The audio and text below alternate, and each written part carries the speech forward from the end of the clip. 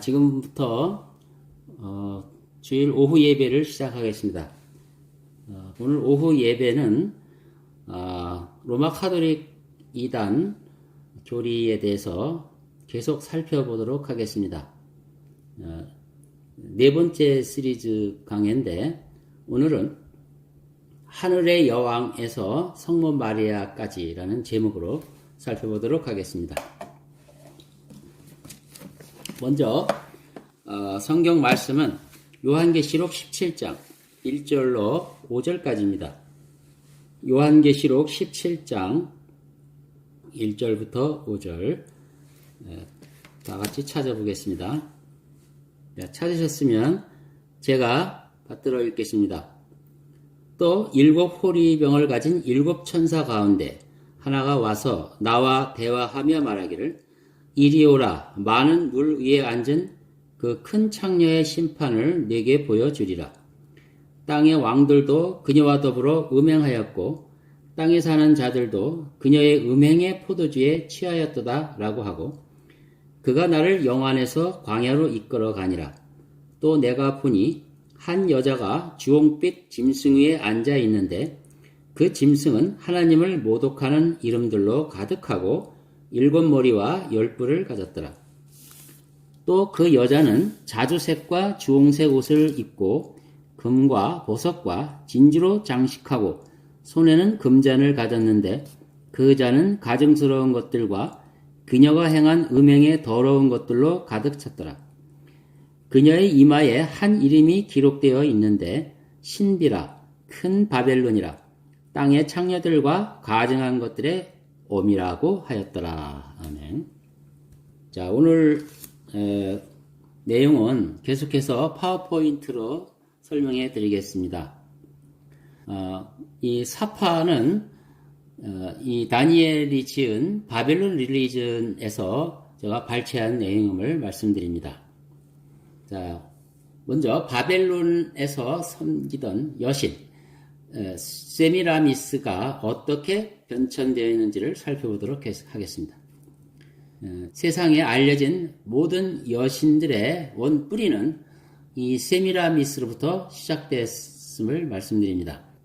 가장 분명한 특징은 그는 사랑의 여신으로 알려지었습니다. 그리고 이 사랑은 여러 형태로 띠고 있으며 그런데 이 사랑의 본질은 모두 좋은 것이 아니다. 음란한 부분이 들어있는 것입니다. 세미라미스의 사랑은 세상에 매춘을 가져오게 되었습니다. 또 이 바빌론 나라에서 다른 이름, 즉 이난나와 이시타르로 숭배되어 있는 이 사상은 기본적으로 사람들에게 번영을 가져온다는 그러한 종교적 개념을 내품고 있습니다. 그래서 그들은 종교의식 속에서 매춘부와의 의식을 통해서 풍성한 열매를 얻는다는 그런 이상한 의식을 갖게 된 것입니다. 이 변태적인 모습의 숭배는 계속해서 많은 나라에 퍼지게 되었습니다.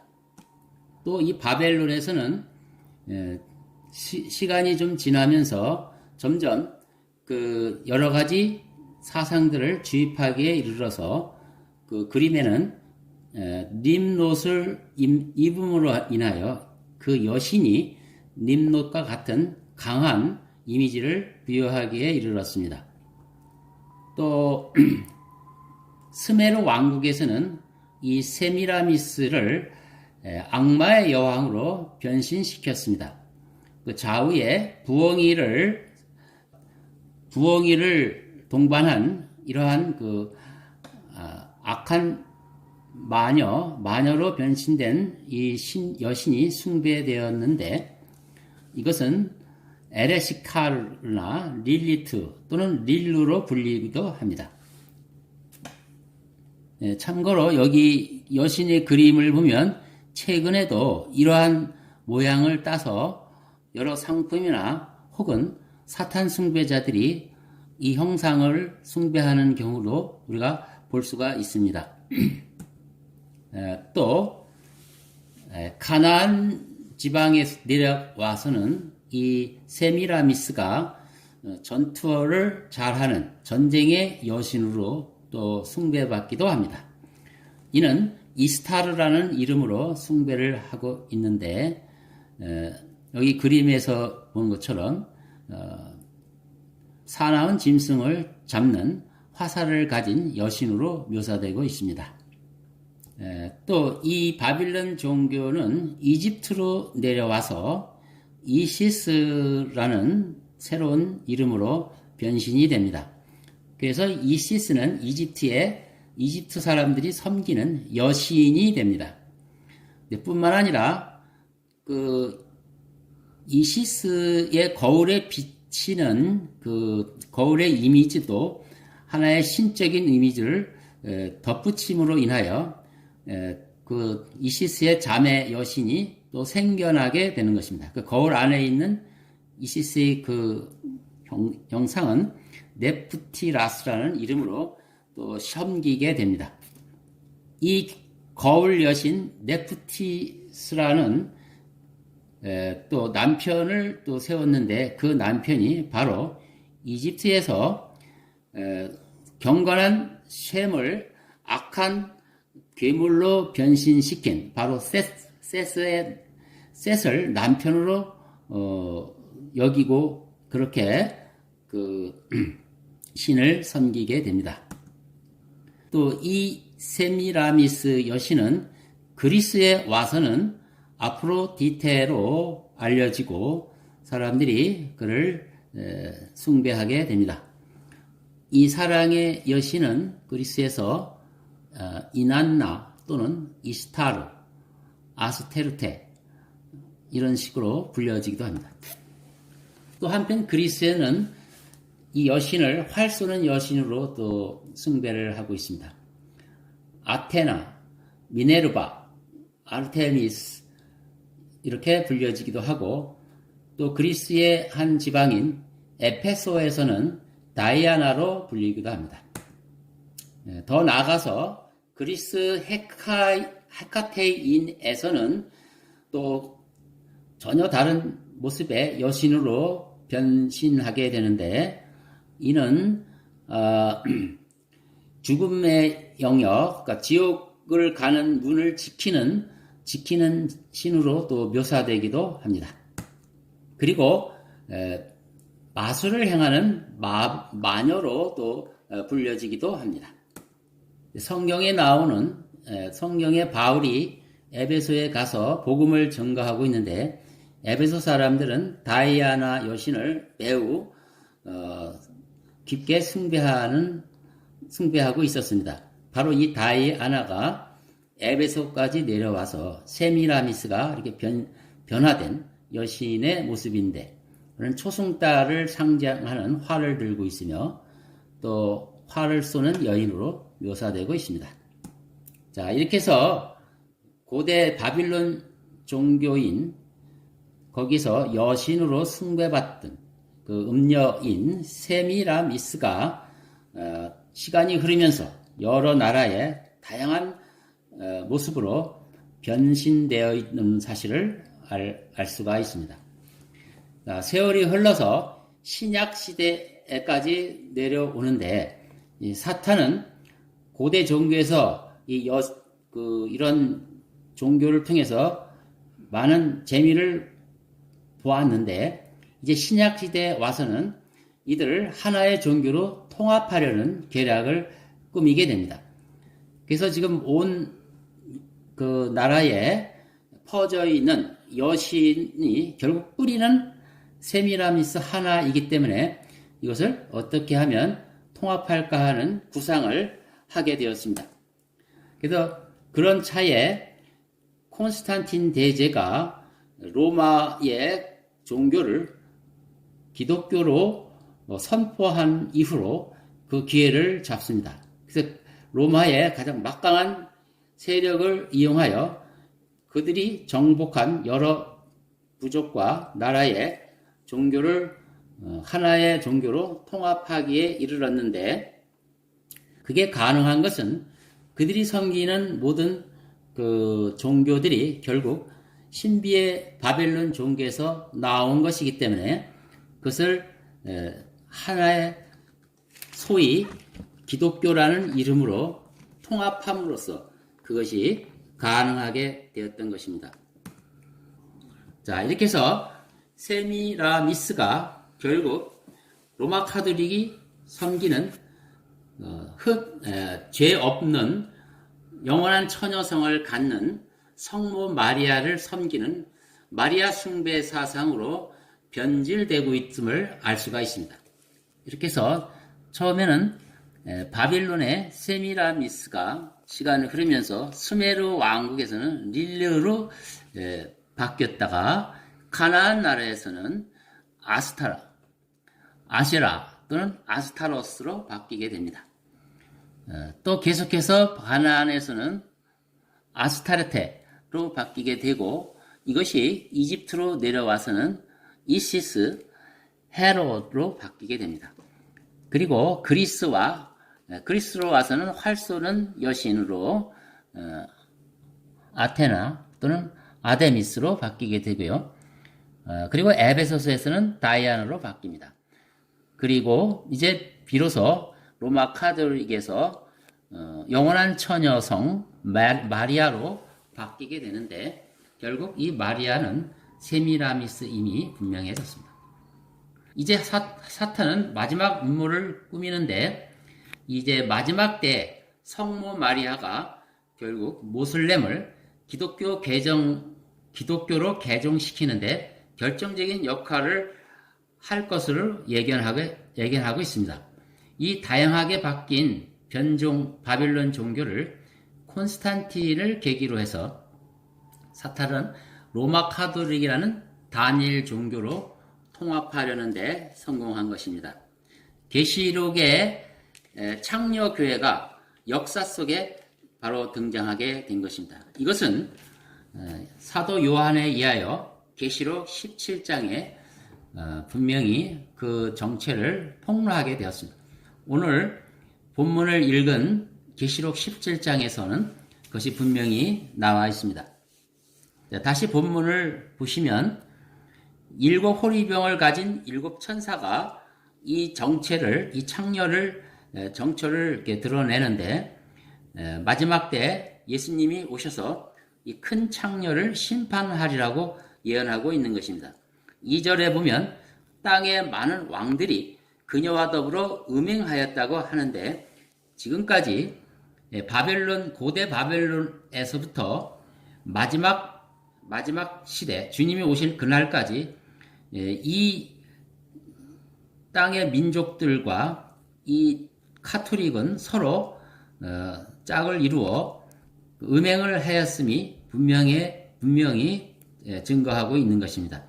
땅의 왕들도 그녀와 더불어 음행하였고 땅에 사는 자들도 그녀의 음행의 포도주에 취하였도다 하였고 하였습니다. 그 포도주는 로마 카톨릭이 매주 드리는 미사, 주님의 피가 직접 포도주가 주님의 피로 바뀐다는 것과 그 과자가 주님의 살로 바뀐다는 그 흑마술을 행하는 것을 의미하는 것인데 바로 그런 것을 행함으로써 그들은 이런 더러운 종교에 취하였다고 성경은 고발하고 있는 것입니다. 3절에 그가 나를 영원에서 광야로 이끌어 가니라. 또 내가 보니 한 여자가 주홍빛 짐승 위에 앉아 있는데 그 짐승은 하나님을 모독하는 이름들로 가득하고 7머리와 10뿔을 가졌더라. 마지막 때 이 로마 카톨릭은 적그리스도와 연합을 한다는 말씀이 있는 것입니다. 4절에 또 그 여자는 자주색과 주홍색 옷을 입고 금과 보석과 진주로 장식하고 손에는 금잔을 가졌는데 그 잔은 가증스러운 것들과 그녀가 행한 음행의 더러운 것으로 가득 찼더라. 사실 서양사를 지배하는 로마 카톨릭 교회사는 성경대로 믿는 사람들을 죽이고 그가 사실상 바벨론 종교를 기독교인 양 거짓으로 만들어 지금까지 음행을 저질렀던 역사인 것입니다. 그래서 성경에는 5절에 그런 신비로 고발을 하였고 큰 바빌론이라고 하였으며 땅의 창녀들과 가장한 것들의 엄이라고 말하는 것입니다. 세미라미스가 창녀 출신이며 그가 종교를 만들어서 모든 권력을 자기 손아귀에 쥐었던 것처럼 로마 카톨릭도 동일한 그 길을 가고 있는 것입니다. 자, 여기서 사탄의 음모는 이제 계속해서 아직 해결되지 않는 그 급진적인 모슬렘을 카톨릭으로 바꾸는 그 일을 사탄은 시작했습니다. 기독교의 가장 적대적인 모슬렘마저도 이제 마리아를 이용하여 호의적으로 바꾸는 일을 그가 했던 것입니다. 원래 이 모슬렘은 본래 없었습니다. 그 당시에 AD 9세기 정도까지는 아라비아에 수많은 부족들이 360여 가지의 각자의 신들을 섬겼었는데 이것을 알라라는 유일 단일신 통일하게 된 것입니다. 이때 이 모슬렘을 일으키게 된 그 근원은 로마 카톨릭이었는데 이들에게는 원래 모슬렘은 아주 호전적인 종교로 여성에 대해서는 멸시하며 적대적인 자세를 취해 있었는데 로마 카톨릭은 그러나 유일하게 성모 마리아를 숭배할 수 있는 그런 교리를 그의 코란에 넣었던 것입니다. 본래 이들은 여신을 섬기지 않는 자들이었는데 사탄은 그들을 여러 가지 상징으로 유혹을 했습니다. 그래서 사탄은 달신인 신, SIN, 신을 고안해내고 360여 가지의 여러 가지 신들은 결국 바로 이 신이다. 그래서 그것을 알라라는 이름으로 그 아라비아인들의 종교를 하나로 통합시켰던 것입니다. 이때 알라의 제1선지자로서 모하메드가 등장하게 되는데 그 모하메드는 코란이라고 하는 알라의 계시로 코란을 기록했습니다. 이 코란은 소위 자신을 천사 가브리엘이라고 하는 어떤 악마가 마음에게 주어진 환상을 적은 책입니다. 이 급진적이고 사나운 종교는 로마 카톨릭이 아주 적절히 잘 이용하는 종교였는데 결국 성경대로 믿는 사람들을 죽이거나 또 적절히 사용하는 사냥개 역할을 해왔던 것입니다. 근데 이 코란 안에는 훗날을 위해서 기독교와 관련된 몇 가지 거짓 내용을 적어 넣었는데 심지어 예수가 알라를 섬겼다는 거짓말도 적어 놨습니다. 무엇보다도 사탄은 널리 퍼져 있는 마리아 숭배 사상, 즉 하늘의 여왕 숭배 사상을 이용하여 모슬렘을 친카톨릭화하려고 시도하였습니다. 코란과 하디스에는 마리아가 결혼하지 않는 처녀라고 기록해 놓았고 그래서 로마 카톨릭 교리와 공통적인 교리를 심어 놓았습니다. 그리고 그녀는 죄가 없으며 완전함에 도달한 여인이라고 그 코란에 말하고 있습니다. 또한 모하메드의 딸인 파티마라는 실제 인물을 이용하여 이들은 그 급진적인 모슬렘을 친카톨릭화하는데 계략을 꾸몄습니다. 이 코란에는 모하메드의 딸이 낙원에서는 마리아 다음으로 가장 높은 신분의 여인이라고 말함으로써 이 모슬렘을 마리아와 깊은 관계가 있도록 만들어 놓은 것입니다. 19세기에 들어서 파티마라는 기적을 사탄이 일으킵니다. 그 이유는 이제 비로소 모슬렘을 로마 카드리어과 결합시키려는 시도였습니다.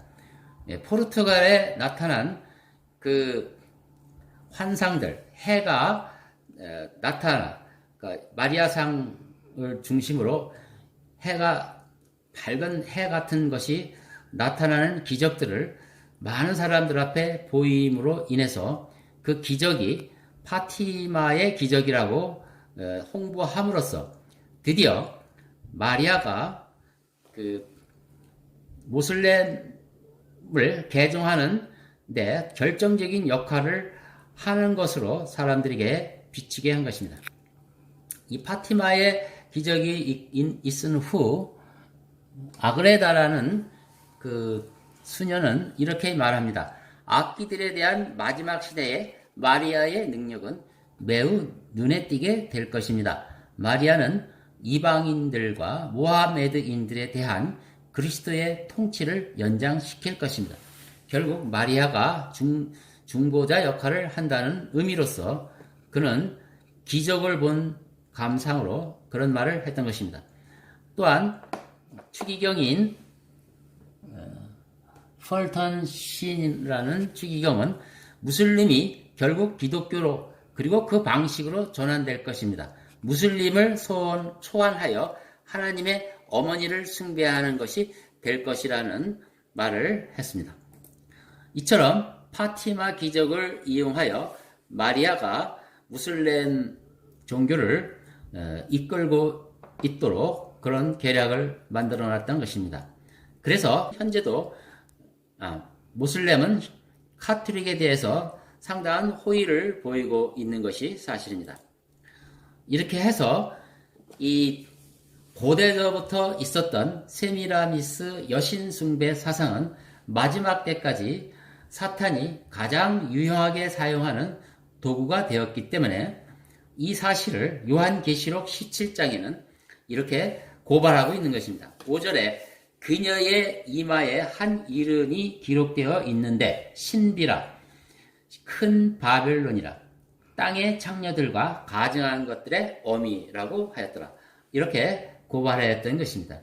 이 종교는 너무나 깊이 오래전부터 이루어졌고 너무나 많은 변신이 계속되었기 때문에 성경은 신비의 바벨론 종교라고 말하는 것입니다. 그래서 이것을 큰 바벨론이라고 말씀하는 것입니다. 이렇게 해서 성경에는 이 큰 바벨론인 창녀와 또 실제적인 적그리스도의 본 모습인 짐승이 결합하여서 마지막 때 대환란에 이 세상을 지배하는 종교 세력으로 등장하는 것입니다. 계시록 17장 3절에 그 내용이 나와 있습니다. 그가 나를 영안에서 광야로 이끌어 가니라. 또 내가 보니 한 여자가 주홍빛 짐승에 앉아 있는데 그 짐승은 하나님을 모독하는 이름들로 가득하고 7머리와 10뿔을 가졌더라. 그러니까 이 슈퍼 내추럴인 적그리스도 사탄이 육화되어서 사람으로 나타난 이 적그리스도가 로마 카톨릭과 깊이 연계되어서 자신의 일을 도모한다는 내용입니다. 이제 마지막으로 결론을 말씀드립니다. 사탄은 세미라미스를 이용하여 여러 형태의 변종 여신을 양산해 왔습니다. 또 신약 시대에는 이 뿌리가 하나인 고대 종교들을 통합하는 작업을 했는데 그것이 바로 로마 카톨릭으로 흡수하는 작업이었습니다. 로마 카톨릭은 모슬렘이라는 급진적 종교를 만들어 사냥가 역할을 하여 성경대로 믿는 순수한 하나님의 사람들을 핍박하였는데 즉 로마 카톨릭이 스스로 피를 묻히지 않고 모슬렘의 손을 통하여 교회를 핍박하였었는데 이제 마지막에는 그들을 이제 로마 카톨릭 안으로 통합하려는 시도를 하게 됩니다. 그래서 파티마 귀족 그리고 마리아 여신의 눈에서 피눈물이 나는 기적, 이런 것을 동원시켜서 그들은 하나의 종교, 로마 카톨릭으로 통합하려는 시도를 하는 것인데, 그 배후는 모두 사탄이 조종하는 것입니다. 이 계시록의 큰 바벨론이 짐승과 더불어 등장할 것이라고 예언이 되고 있습니다. 그래서 이제 마지막 때는 예수 그리스도께서 그들의 음란함과 가증함을 심판하실 것입니다. 이상으로 오늘은 하늘의 여왕 세미라미스가 이제 마지막 때 성모 마리아로 변신하여 사람들을 미혹하는 그 내용들을 살펴보았습니다. 지금까지 모든 내용들은 수많은 종교 관련 서적과 그 자료를 근거로 해서 드리는 말씀이며, 또 그 무엇보다도 우리가 믿어야 하는 요한계시록, 하나님의 말씀에 분명히 로마 카톨릭이 신비이며 창녀이며 큰 바벨론이라는 그 경고를 우리는 분명히 보고 있는 것입니다. 따라서 지금 오늘을 사는 모든 성도들이 주위의 카톨릭 신자들에게 이 사실을 알려서 성경대로 믿는 사람들로 이끌어 와야 될 것입니다. 이상으로 오늘 오후 예배를 마치겠습니다. 여러분, 이제 수고 많으셨습니다. 이렇게 가정에서 컴퓨터로 설교를 들으려 하니 얼마나 수고가 많으시겠습니까? 조금만 참으시고 기다리시기 바랍니다. 그러면 일주일간 하나님이 함께 하시고 건강한 일주일이 되기를 바랍니다. 감사합니다.